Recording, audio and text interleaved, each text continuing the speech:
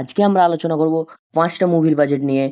রঘু ডাকাত, রক্তবীজ, ধূমকেতু, তাণ্ডব ও উৎসব। চলো শুরু করি। আমাদের প্রথম মুভিটি হচ্ছে উৎসব এবং এইটি একটি বাংলাদেশি মুভি যেটা বাজেট হচ্ছে 2 কোটি এবং ইনকাম করেছে 16 কোটি টাকা। এবং পরবর্তী মুভিটি হচ্ছে তাণ্ডব এবং এই মুভিটিও একটি বাংলাদেশি মুভি এবং এই মুভিটির বাজেট হচ্ছে 4 কোটি টাকা এবং ইনকাম হচ্ছে 82 কোটি টাকা।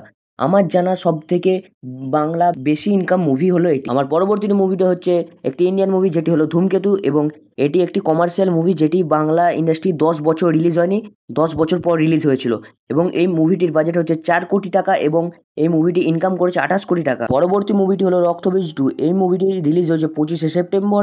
এই মুভিটির বাজেট হলো 5 কোটি টাকা। এই মুভিটি ইনকাম করেছে 55 লাখ টাকা। এবং পরবর্তী এবং লাস্ট মুভিটি হলো রঘু ডাকাত।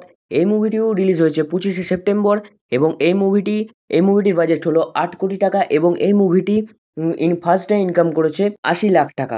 এবং এই দুটি মুভি রক্তবীজ এবং রঘু ডাকাত একসাথে রিলিজ হয়েছে বলে আমার মনে হচ্ছে যে এই দুটির ইনকাম স্প্লিট হয়ে গেছে। আপনাদের কি মনে হচ্ছে তা কমেন্টে জানান। ভিডিওটি দেখার জন্য ধন্যবাদ। নমস্কার।